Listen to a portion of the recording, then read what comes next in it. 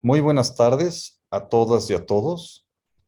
Es un enorme gusto para todos los miembros de AMMAC, toda la mesa directiva, estar aquí hoy en la tercera conferencia de este webinario, Mamíferos de Norte a Sur.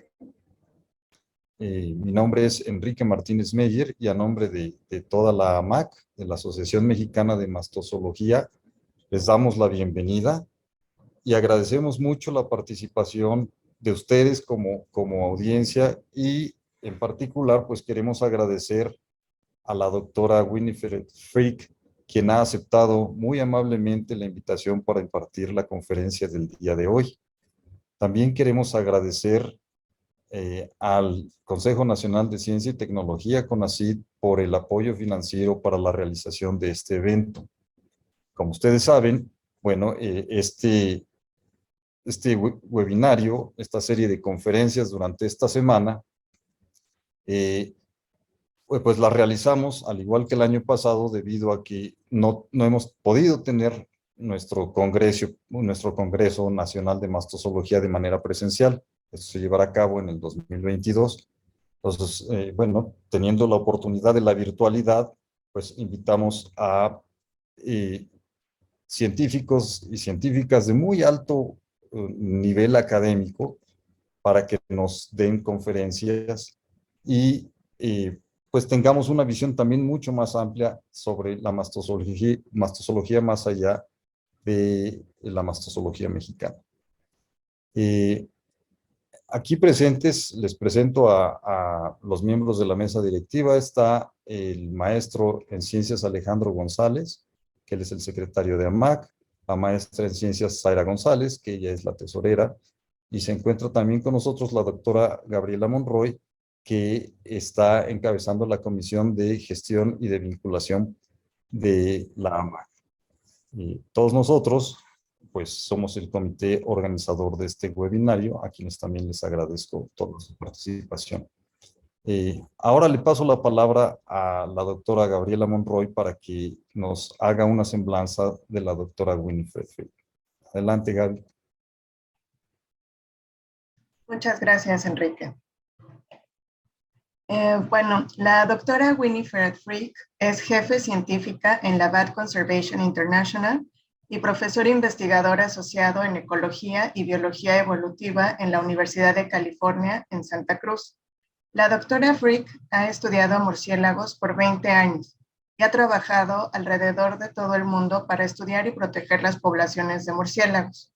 Como jefe científica en la Bat Conservation International, ella dirige investigaciones de alta prioridad y desarrollo de soluciones escalables para alcanzar resultados significativos en la conservación de los murciélagos.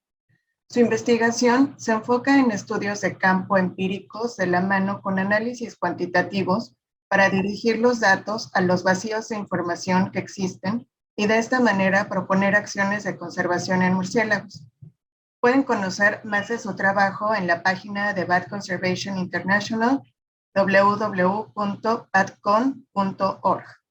Y su presentación del día de hoy se titula Una misión para terminar las extinciones de murciélagos. Muchas gracias. Gracias a todo. I am delighted to be here, and I am particularly appreciative of Luis for translating for me today, and being able to speak in English and not have you guys all suffer through my Spanish. Can you all see my title slide? Is it sharing the screen? Yes, we can see it. Okay, great. All right, so it's my honor to be here and speaking with all of you today. Before I start talking about bats and around the world and bats in Mexico, I want to acknowledge that there is a wonderful diversity of bat researchers in Mexico, and this is just a short sampling of the many folks who are working on bats and bat conservation in Mexico. These are folks I've had the pleasure of being able to work with directly. Veronica Zamora, Ana Ibarra, Arnulfo Moreno, Josefa Flores, Emma Gomez, Rodrigo Medellin, and Jorge Ortega.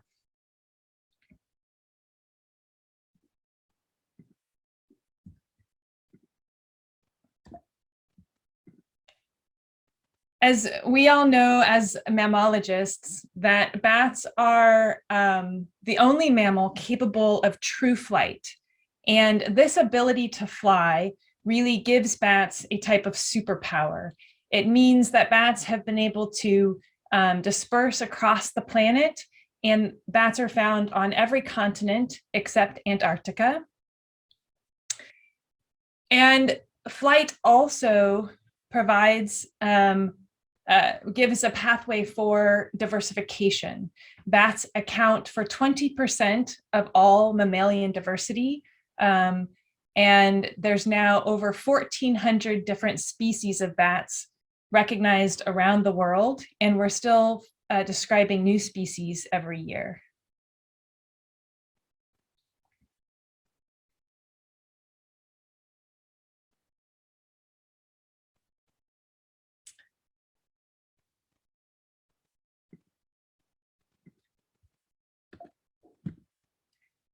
In Mexico, there are 140 different species of bats, and Mexico enjoys this wonderful reputation as a mega diverse country, and that is very true when it comes to bats. For comparison, in the US and Canada, there's only 45 species total. So Mexico is has a very rich diversity of bats that represents the diversity found throughout the country.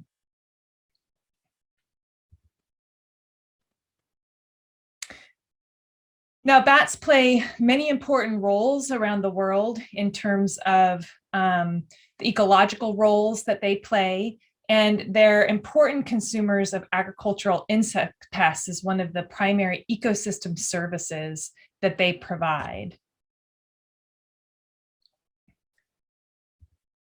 And here in Mexico, Dr. Rodrigo Medellin has really brought forward the importance of the ecosystem services of bats in Mexico, and particularly cave-dwelling bats.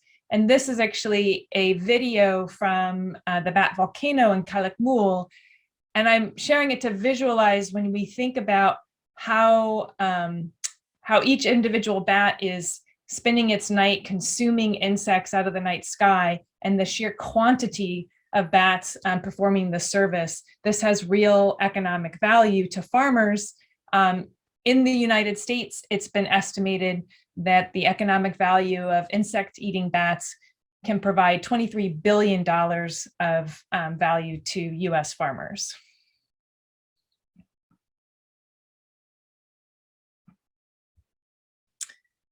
In Mexico and around the world, but particularly in Mexico, bats pollinate commercially and ecologically valuable plants.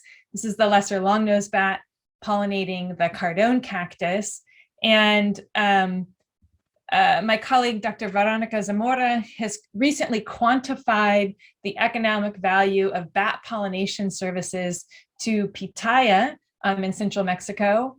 And it's around $2,500 US per hectare in increased fruit yield and fruit size, which represents 40% of gross income for the pitayeros.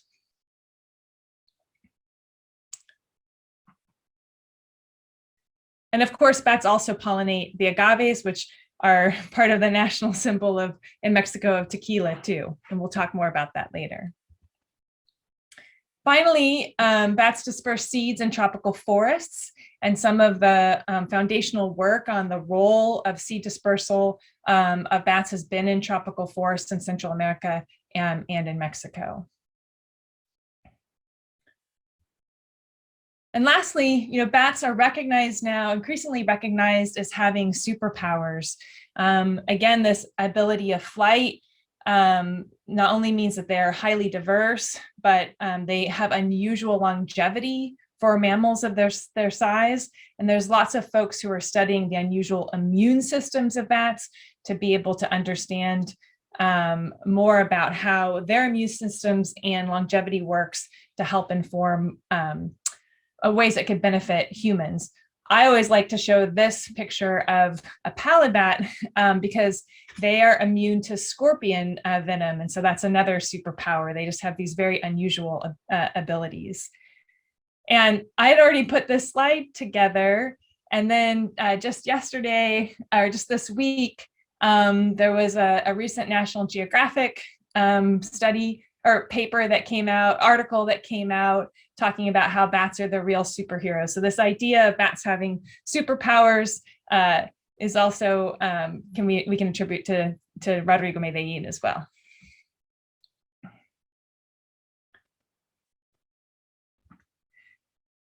So we know that bats are really important, but bats are also under threat. And so a lot of the work that we do at Bat Conservation International is trying to understand and mitigate the major threats to bats around the world. We recently published a paper using the data from the IUCN Red List to try to quantify what were the major threats around the world to bats so that we could begin to prioritize how to best respond to these threats. And not surprisingly, the major threats that bats face in large part mirror the types of threats that we face for biodiversity in this perilous time of the Anthropocene, where humans have a devastating impact on our biodiversity writ large. So land use change, logging and harvesting of plants, and agriculture are some of the major threats to bats, as well as hunting and human intrusions and disturbance, and then climate change. When we think about land use change, about 40% of terrestrial land cover is now in agricultural production. And even in areas that are now designated as protected zones can be under threat from human destruction. This is a photo I took it from an area where we work in West Africa. That's actually a World Heritage Site. So on paper, it is protected. And yet there's still lots of habitat destruction that's happening that can remove critical habitat for bats and other types of biodiversity.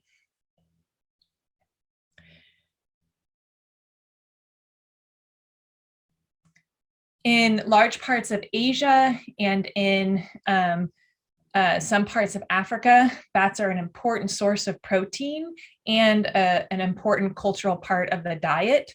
And there's 167 bat species that are known to be hunted for food. That's about 13% of all species, or roughly half of all the old world fruit bats. And we need to devise sustainable ways to for hunting. Otherwise, we'll see the loss of species and the loss of this value to the communities that depend on them. Now, iconically, we think of bats roosting in caves, and indeed, about 40% of bats around the world do depend on caves or cave-like habitats. And caves provide both a potential vulnerability to bat species, in that you have a very large aggregation of individuals in one targeted location, so that if you have a disturbance or an intentional destruction of that habitat, you can have a disproportional impact on the population.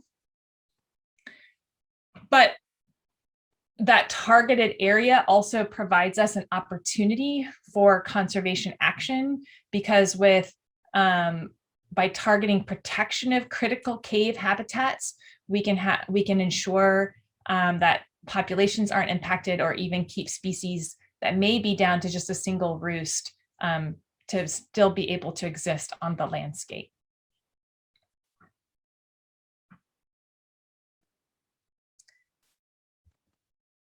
And so one example of this, of our work with BCI, is, for example, the Jamaican flower bat, which is a species that is endemic to Jamaica, and it depends on special hot caves in Jamaica. And the picture on the right is an actual photo taken in a cave that used to be a cave roost for the Jamaican flower bat. And obviously, if it's being used for pre-COVID partying, then it's no longer suitable bat habitat. And so this species is now only found in a single roost in Jamaica, and we're working to protect that roost.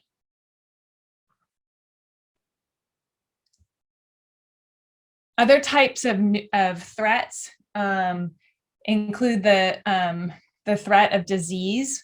I've worked extensively on the impact of white nose syndrome, which is a disease caused by a fungal pathogen that, as best we can tell, got introduced from somewhere in Europe or Asia into North America, specifically upstate New York, in around 2006, 2007, and then has spread rapidly across North America. The disease causes a fungal skin infection and during hibernation, and causes bats to arouse too frequently during hibernation, and that uses up their energy reserves, their fat reserves, and then they starve before spring. This spring, we published a paper that demonstrated that for the 3 species that are most vulnerable to this disease, we've seen population declines of greater than 90% where the disease has spread.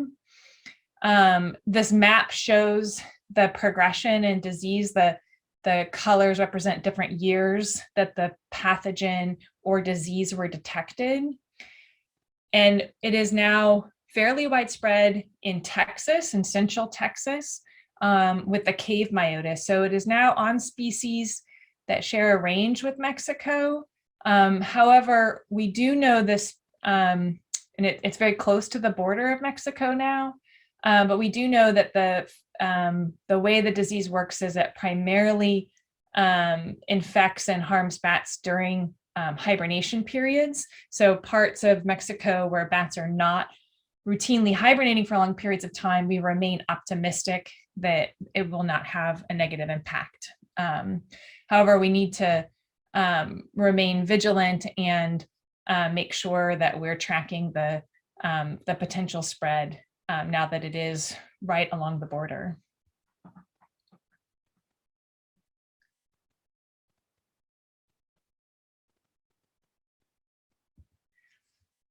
Another newer threat is the threat of wind energy turbines.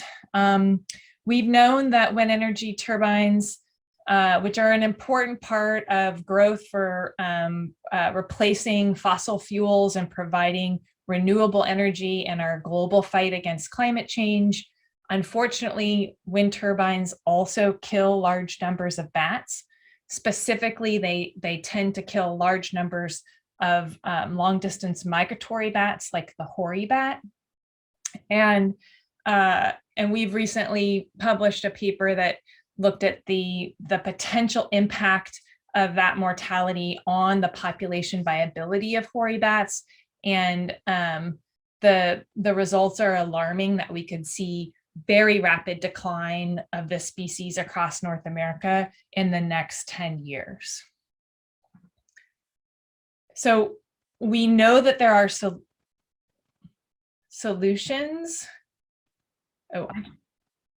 I just froze, so I just took a minute. Okay, we know that there are ways to reduce the fatality of wind turbines, of fatality on bats from wind turbines, but it's been difficult. So we know that if we reduce we change the wind speeds at which we allow the turbine blades to spin, what we call the cut-in speed, that can reduce the fatality of bats by greater than 50%. But getting those policies in place to change the way we operate wind turbines has been very challenging. But we're going to need to find a way to overcome these barriers of implementation, because wind energy continues to expand. Just last year, we saw, even with the global supply chain problems due to COVID, we saw the most rapid increase in wind energy around the world. Now, that wind energy development is not evenly distributed globally. So I pulled together a map looking at wind density potential. Luckily, in large parts of Mexico, there's not a hot spot of wind. However, there are places towards the south and in this region here, in the isthmus here, that have high wind density potential. So the hotter the color here, the more red, the higher wind density potential. And I believe there's already a few wind farms in this area. So we need to be thinking about ways to monitor the impact of wind farms, and also looking at where there are bat biodiversity hotspots or vulnerable species to make sure that we can protect them.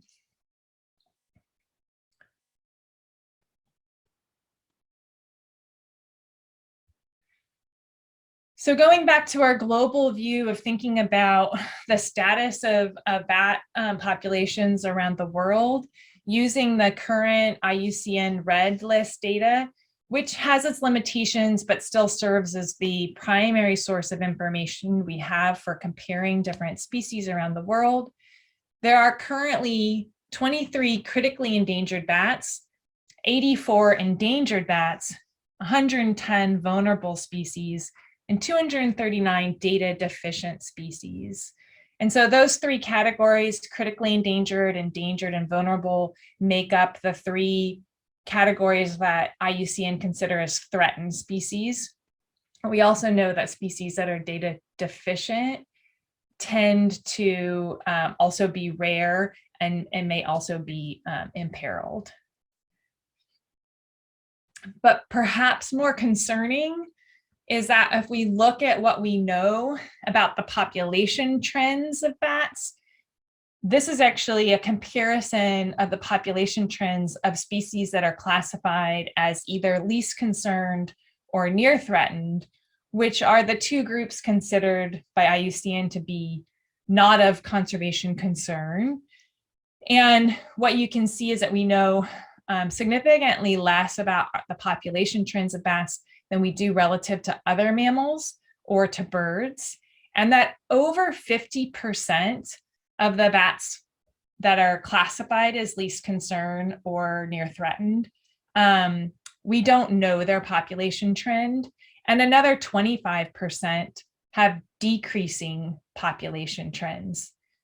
So together, that means that 3/4 of the species that aren't ranked as needing conservation attention are either in decline or we don't actually know how they're doing. So if we tally these numbers up, we have 217 bat species that are considered threatened by IUCN. We have 239 species that are considered data deficient. We have 142 species in that are not threatened or data deficient category that have declining population trends, and then 441 that have unknown population trends. So if we add all that up, that's over 1,000 species that need either conservation or research attention. And to put that number in perspective, when I became a bat biologist 20 years ago now, there were only 900 species described. So we have more species that need our conservation or research attention than we even knew existed 20 years ago. So as my job as chief scientist at BCI, I have to help determine what we're going to work on and how we can have the biggest impact to protect our bats around the world. And so we created a prioritization rubric to help us evaluate when and where to work. And so the first axis of this is vulnerability, but as I just demonstrated, there's more species in need than we can get to in our lifetimes.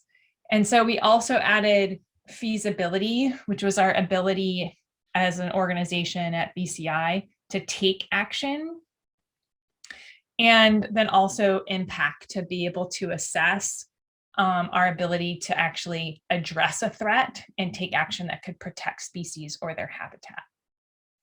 it's easy to feel overwhelmed. I know a lot of folks feel, and I myself can feel overwhelmed by the big problems. This is even before COVID, but the big problems facing our planet. But at the end of the day, I try to just remember that we have to do what we can do and roll up our sleeves and get to work where we can. So that was part of the tactical idea behind this prioritization rubric.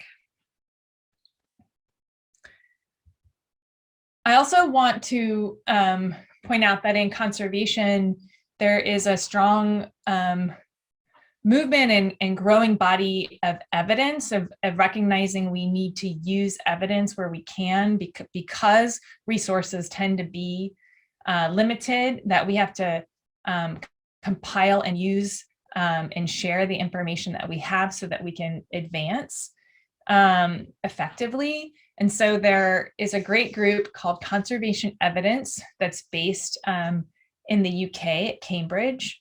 And they have, since 2014, have been publishing a synopsis of all the conservation evidence that is compiled for bat conservation, as well as other taxa and other, so they have one on, amphibians and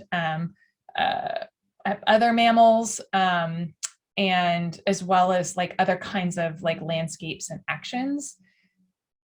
Since the first synopsis was published for bats in 2014, we've seen a 156% increase in the number of actions that have been identified as things that you can do to help bat populations.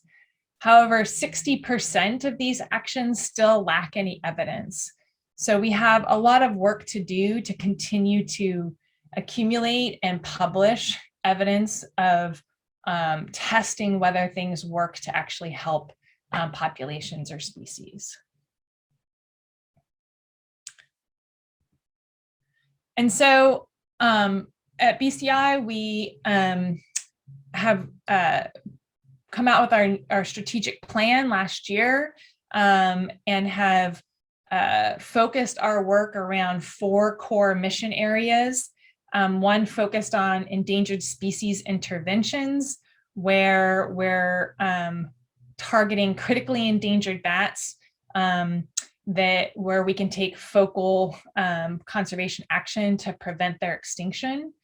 We're working to restore and protect landscapes, really focusing on the need to both protect roost sites and foraging habitat for bats near those roost sites. And then also working to create research, to develop research and scalable solutions. So doing scientific research that directly to fill the data gaps and determine what we need to learn to be able to take action to help bats. And lastly, to inspire through experience.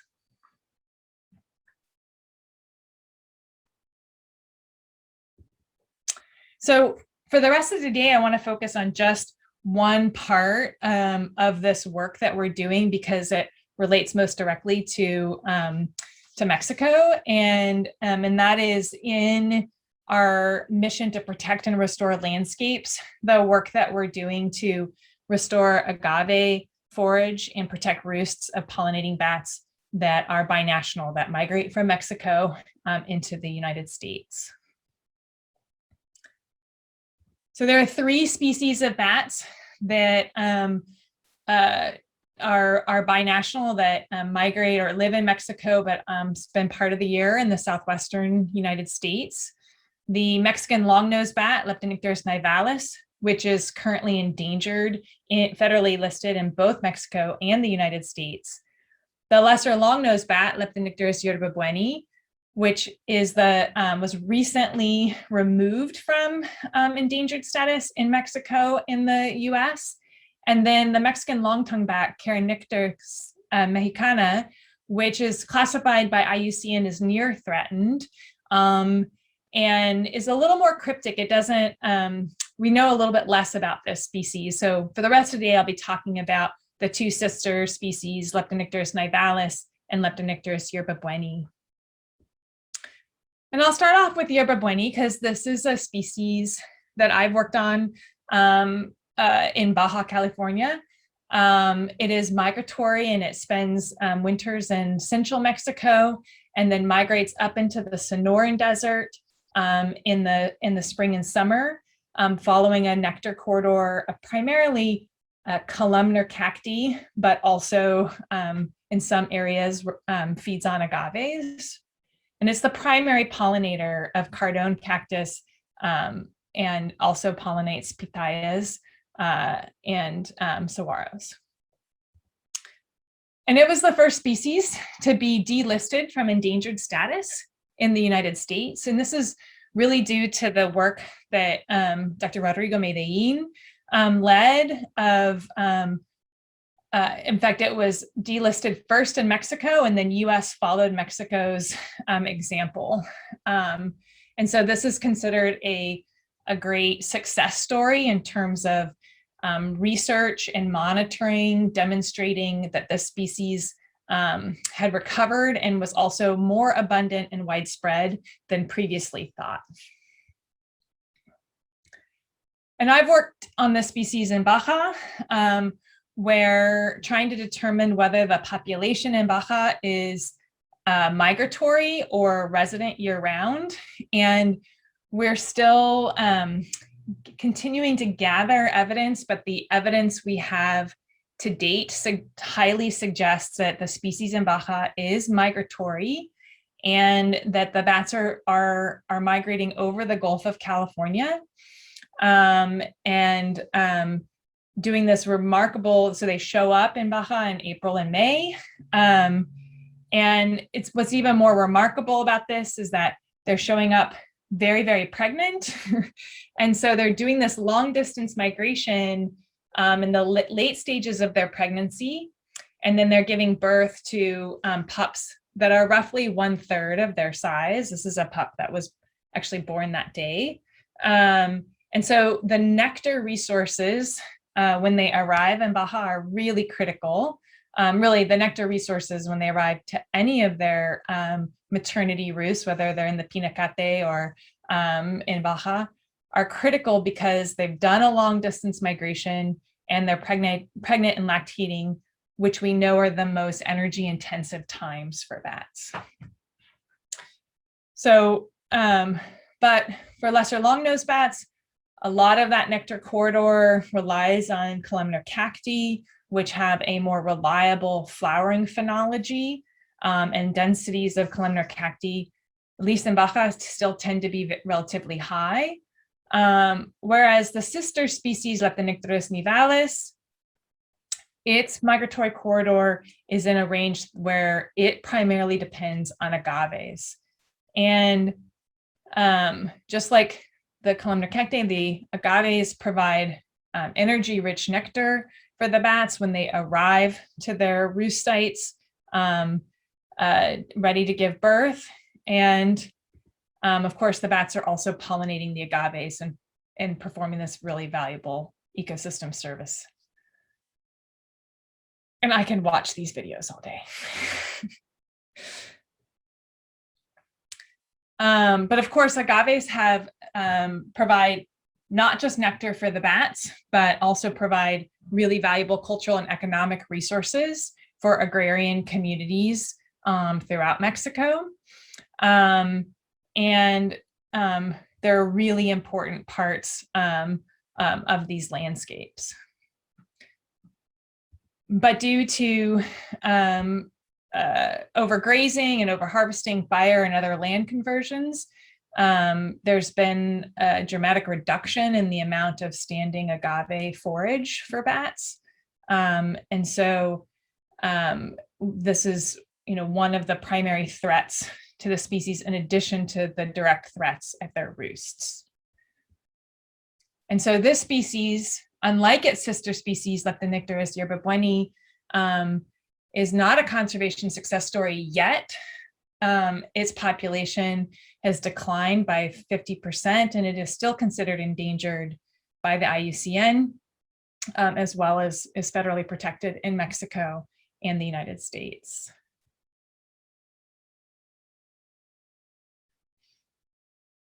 And so over 5 years ago, BCI helped establish the Nivalis Conservation Network that recognized the importance of bringing researchers from Mexico and the US and decision makers together to be able to assess the status of the species and identify conservation needs. And this was actually before I joined BCI, but out of this group grew a number of binational initiatives. And so first I want to acknowledge the work that Rodrigo Medellin has done to create bat-friendly tequila through the Tequila Interchange Project, recognizing the value and importance of letting some of agave stands grown for tequila to go to flower so that bats can forage on those. And in addition to that, BCI has started an agave restoration initiative, building on this binational network of researchers and government agencies and different NGOs, both in the US and in Mexico, as well as working directly with ranching communities in Mexico to build a landscape scale initiative to restore and protect agaves near critical bat roosts. So the focus of this approach is to restore native agaves near identified critical roost within 50 kilometers of the roost to provide that foraging resilience of foraging habitat where we believe the bats need it most, and to also protect native agaves where there are current stands of agaves near these critical bat roosts, and then continue to do additional research and monitoring to identify and protect the migratory corridors of the species.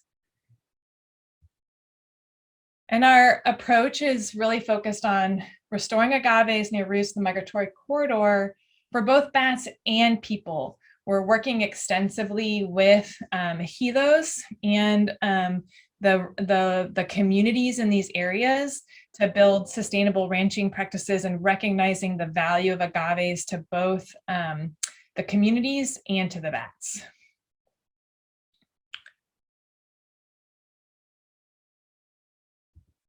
So thus far, we've planted over 18,000 different agave plants across both 2 US states and 3 Mexican states. And we're continuing to expand on this work and plan to scale up to a couple 100,000 agaves in the ground in the next few years. In addition to providing agave forage, we're also continuing to work on roost protection. Rodrigo Medellin has been working at Cueva del Diablo for many years, recognizing the importance of this roost. And we work with Ana Ibarra, who used to be in Rodrigo's lab and now works for us. And she's not afraid to get dirty to do what it takes to save the bats. This is a picture of her emerging from Cueva del Diablo. And this is of all the sites we know about, this is probably the most important roost for the species, because it's the only roost that we know that this that there's mating happening, and it has been threatened by development and disturbance. And Anna's leading the charge right now to work directly with the communities and get protections in place for this very special roost. And so I wanted to end with just emphasizing how important it is that we work to protect bats by working with local communities, and that our approach is to really build coalitions of working with people and bats. And I also want to thank our team at BCI that is working directly on our agave initiative, including Dr. Kristen Lear, who did her PhD work in northeastern Mexico on agaves and bats, and now helps run this program for us, as well as with Anna and Emma and Dr. John Flanders. And I will just end with that the future needs all of us, bats and people, working together to protect our planet. And with that, I will happily take any questions.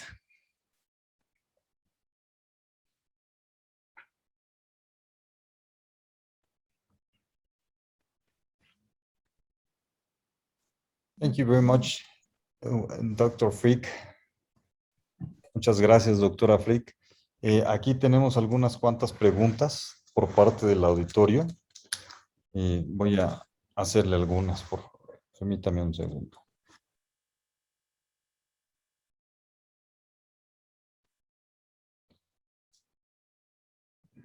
Primero hay varias felicitaciones a su presentación. Ha gustado bastante. Por parte de Leticia Soriano, pregunta que si existe algún sitio, una página web en donde puedan obtener material para la difusión, porque las imágenes y los videos que ha presentado son muy bonitos.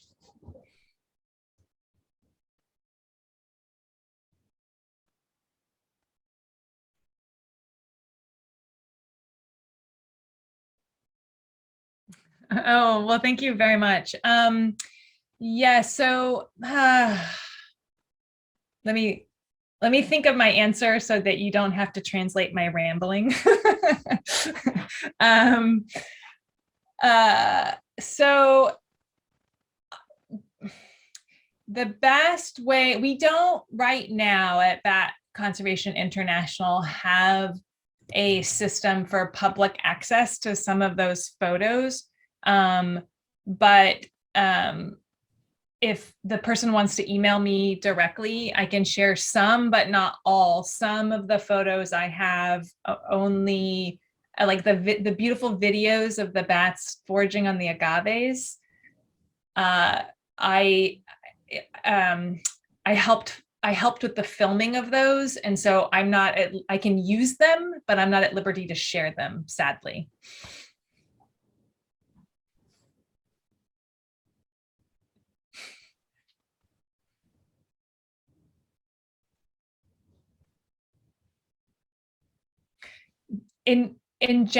Luis, if you could add that people can also email BCI and ask for permission for photos, and we have someone who could potentially share some of the material we have. I don't manage that part of our organization, so I don't know what our policy is.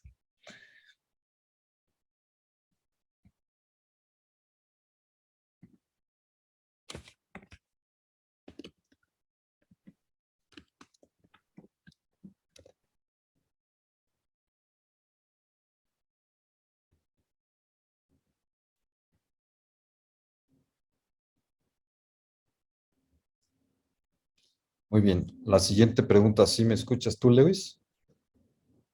Sí. ¿Cuál es el mayor riesgo para la conectividad entre las poblaciones de México y Estados Unidos? Para las poblaciones de murciélagos que se comparten entre México y Estados Unidos. ¿El muro es una amenaza para estas especies migratorias?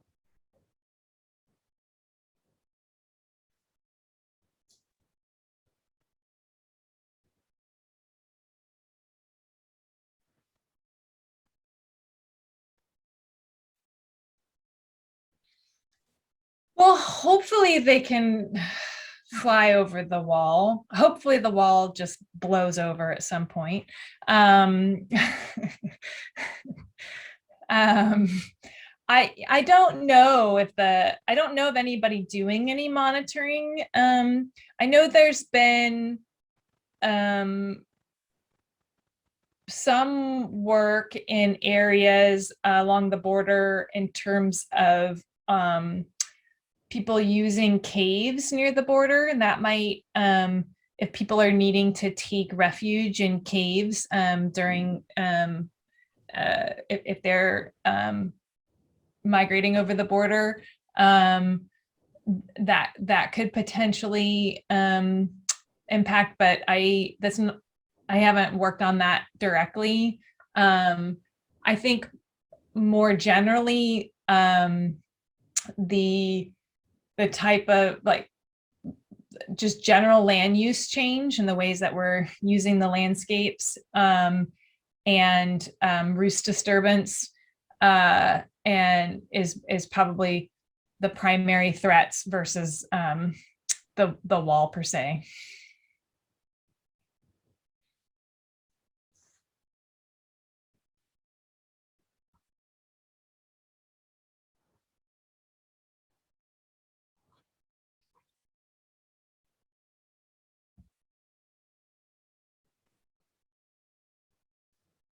Otra pregunta. ¿Qué tanto ha afectado a las estrategias de conservación el miedo que causó la pandemia, por el miedo a los murciélagos que causó la pandemia?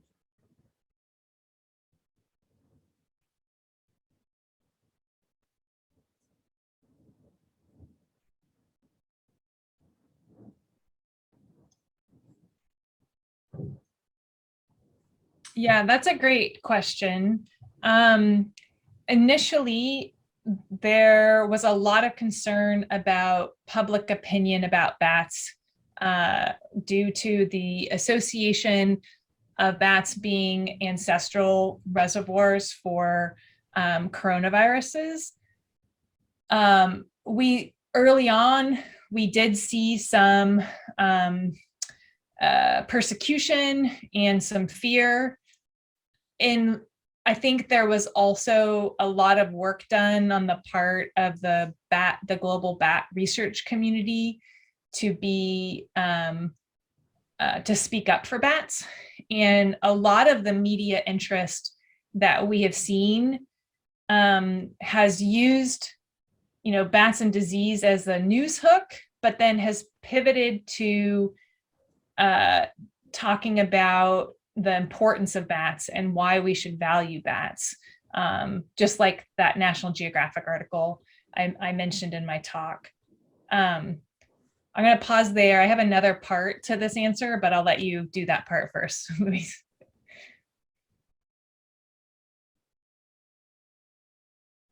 Just the positive media. There's been a lot of positive media attention.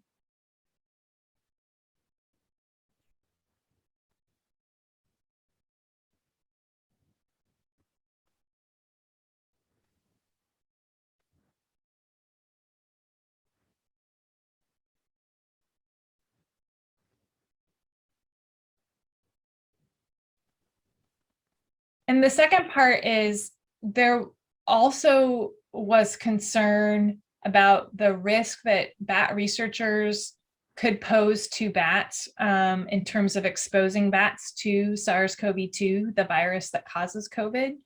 And that's because we know other mammals could like mink and the tigers at the Bronx Zoo could get sick with COVID. So there's one of the ways that the pandemic changed bat research was an effort to implement some field hygiene protocols of always wearing a mask when handling bats and always wearing gloves when handling bats, and being more having more standard field hygiene practices. Those of us who had worked on white nose syndrome already had to make that shift to, yeah, sorry.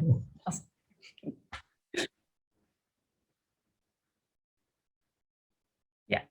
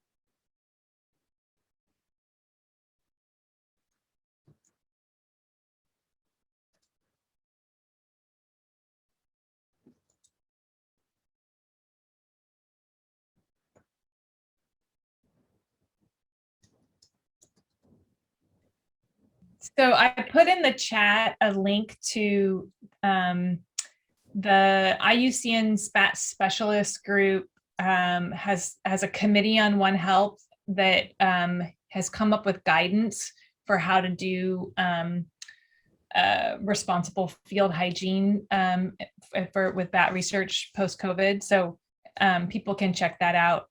And I was just going to add that the practices, other than like wearing a mask is new, but many of these changes, those of us who've worked on white nose syndrome had already had to adopt. And it's about being conscious that as when we work with wild animals, we don't want to have any microorganism transfer in any direction, either from us to the animals we work on or from the animals to us.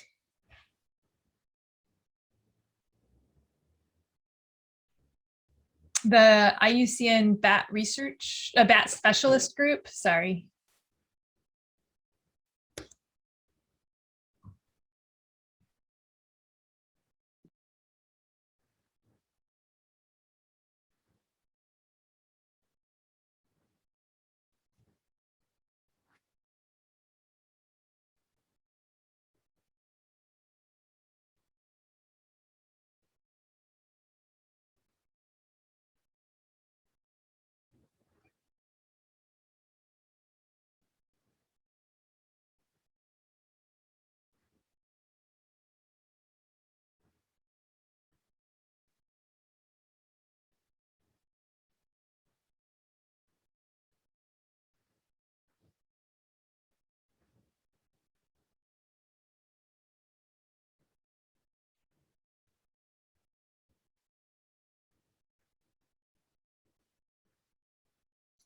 Gracias. Y aquí hay una pregunta relacionada con esto de la pandemia y de los coronavirus. Pregunta Javier Sosa si existe información, investigaciones que cuantifiquen estos efectos negativos para las estrategias de conservación de los murciélagos. Por ejemplo, si ha habido una reducción en los financiamientos para la conservación o algunos de estos tipos, algunos de este tipo de indicadores.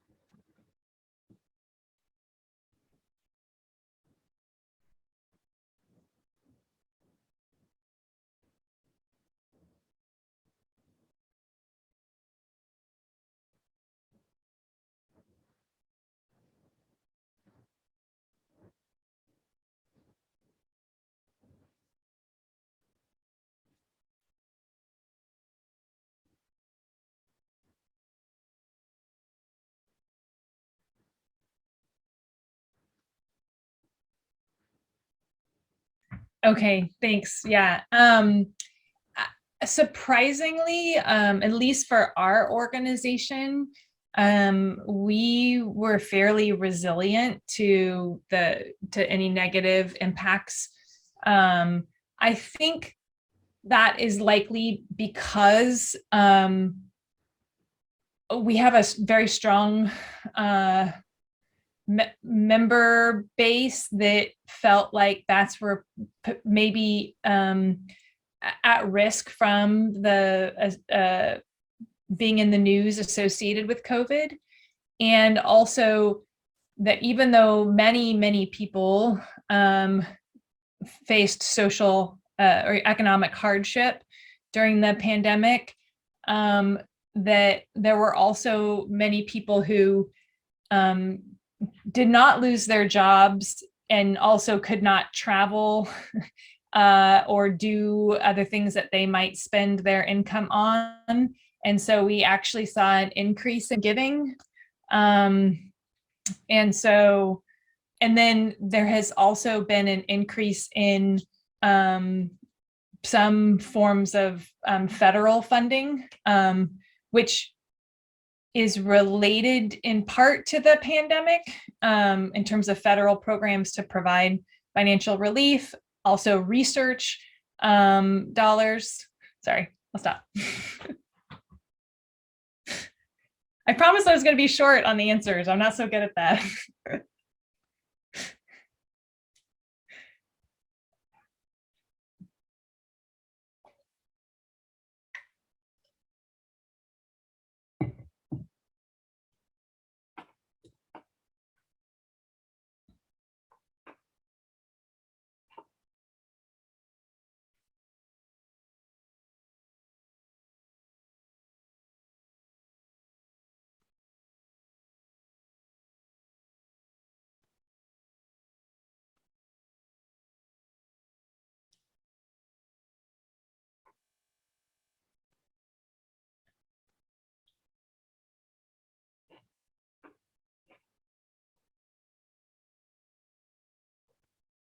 Cool.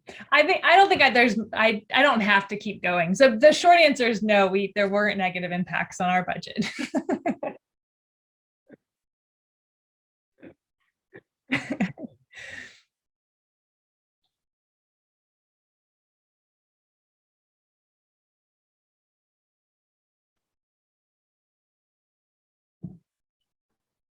Gracias. Aquí tenemos un comentario y pregunta de Jesús Fernández. Dice, charla muy interesante, felicidades a la doctora, a los organizadores, y él quisiera saber qué perspectivas de conservación tienen los murciélagos con respecto a organismos terrestres como roedores, lagomorfos o carnívoros.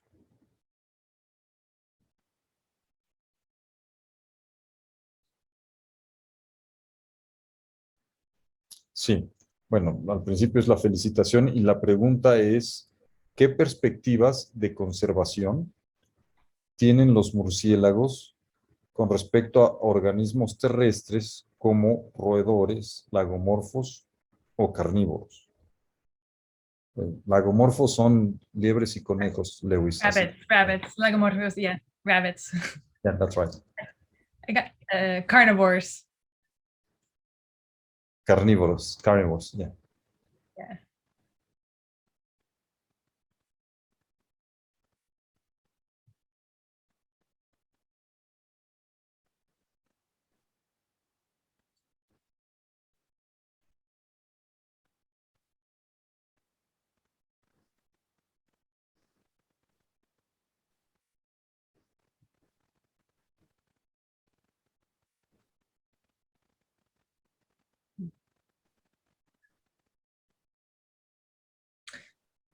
Right. Yeah. So I'll put in the chat the paper where we compared the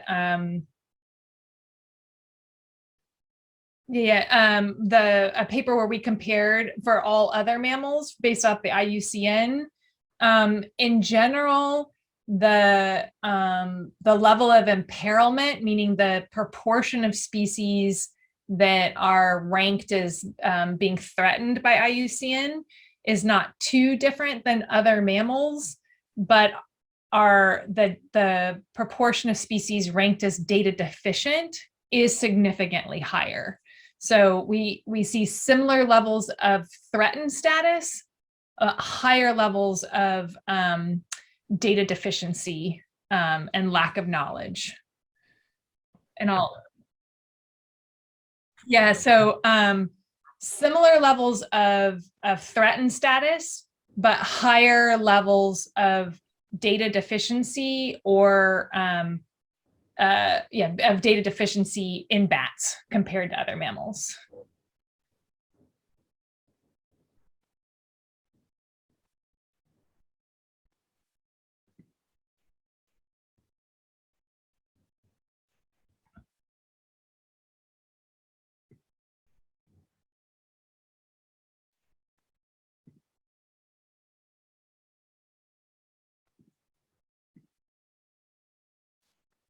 Gracias. Aquí hay bueno, hay varias preguntas más. ¿El cambio climático ha afectado a las especies migratorias? Y en caso de que sí, ¿de qué forma?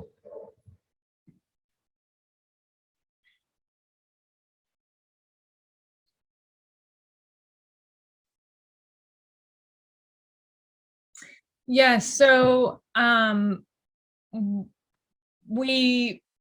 one of the concerns we have for migratory species is the effects of climate change changing the phenology of the nectar feeding species, the nectar resource for the migratory nectar feeding species. And then in general, the concerns we have about climate change are the effects of drought.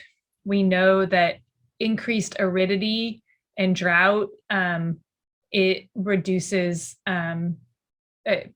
reproductive success of bats and could have population level impacts to bats. In addition, yeah. What's up? The drought. Sequía. Yeah, sequía. Yeah. So drought and aridity. Drought and then also major like extreme weather events. We know that extreme heat is killing flying foxes in Australia. And the big freeze, the extreme cold weather in Texas in February caused a massive die-off of Mexican free-tailed bats that were roosting under bridges in Texas. And I could keep going, but I'll stop.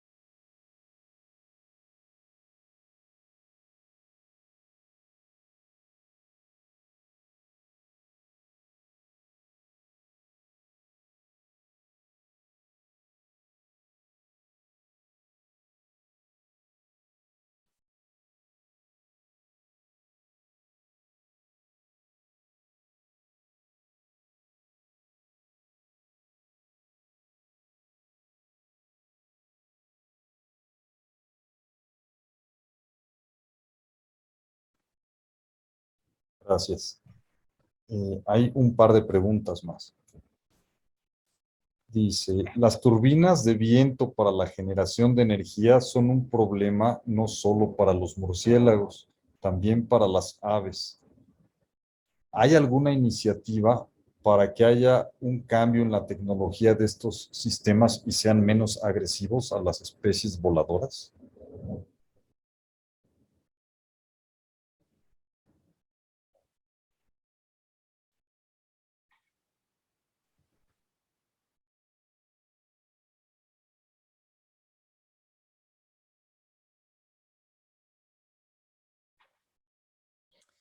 Yeah, so we have very strong evidence that shows that changing what we call the cut-in speed, the wind speed at which you allow the turbines to spin, is the most effective way of reducing bat fatalities.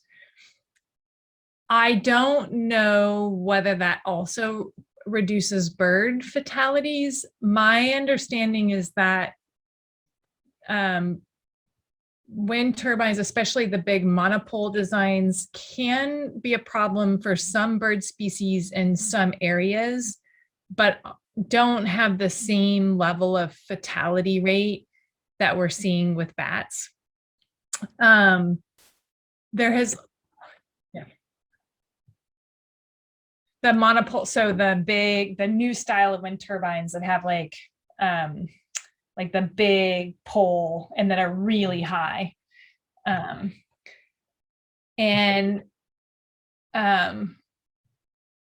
I'll let you do that part. I have another part to that question. Yeah.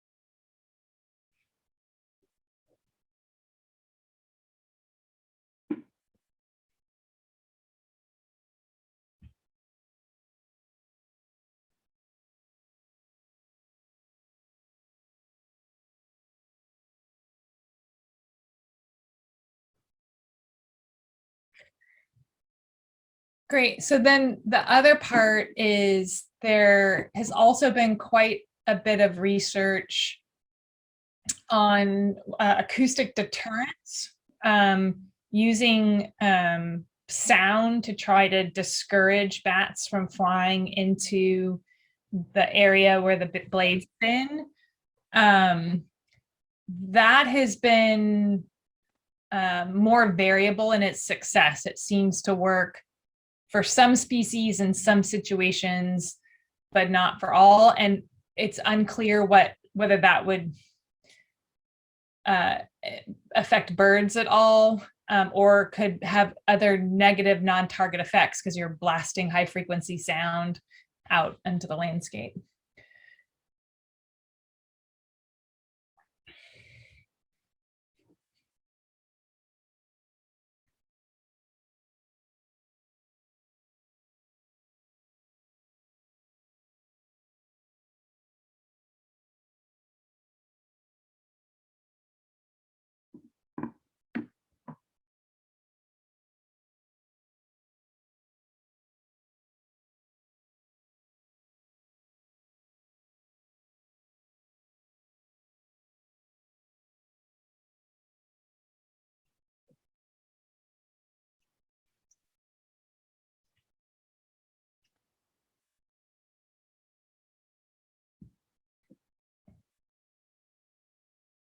Gracias. Hay una última pregunta que dice, los murciélagos son un grupo que genera aversión a la mayoría de la gente y han recibido muy mala propaganda. ¿Cómo se puede modificar esta percepción en las personas que no son especialistas?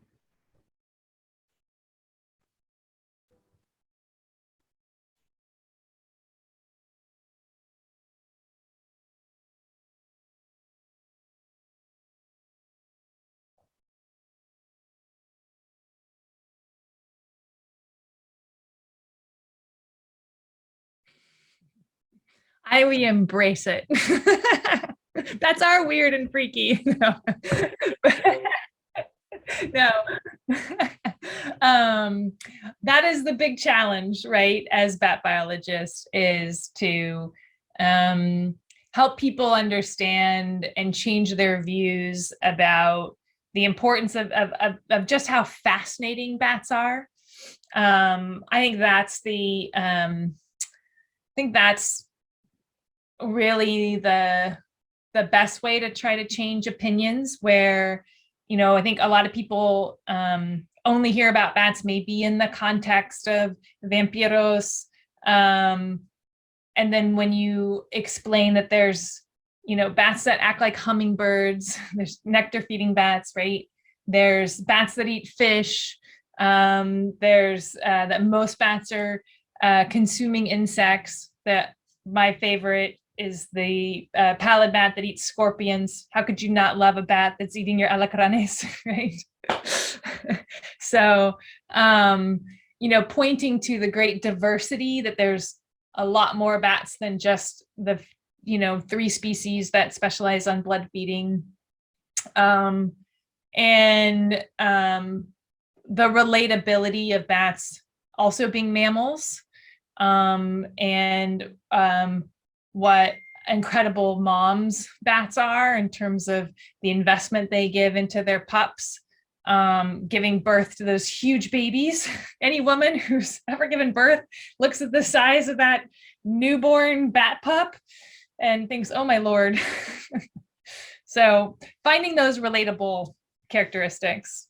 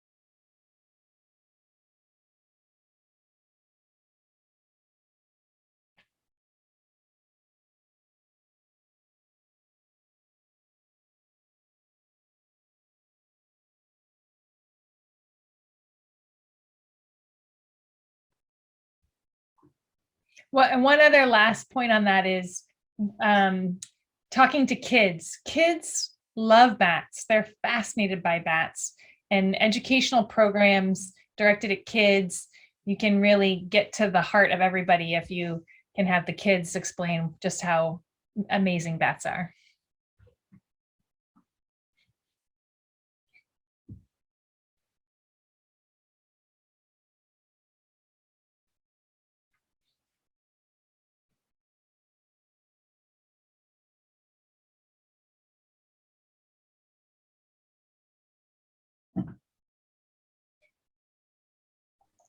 Pues ya no hay más preguntas, hay reacciones, felicitaciones de diferentes partes de México. Le mandan saludos también a la doctora Frick, diferentes colegas de ella. Y bueno, si quieres decirle eso, Lewis, para que ya cerremos el evento.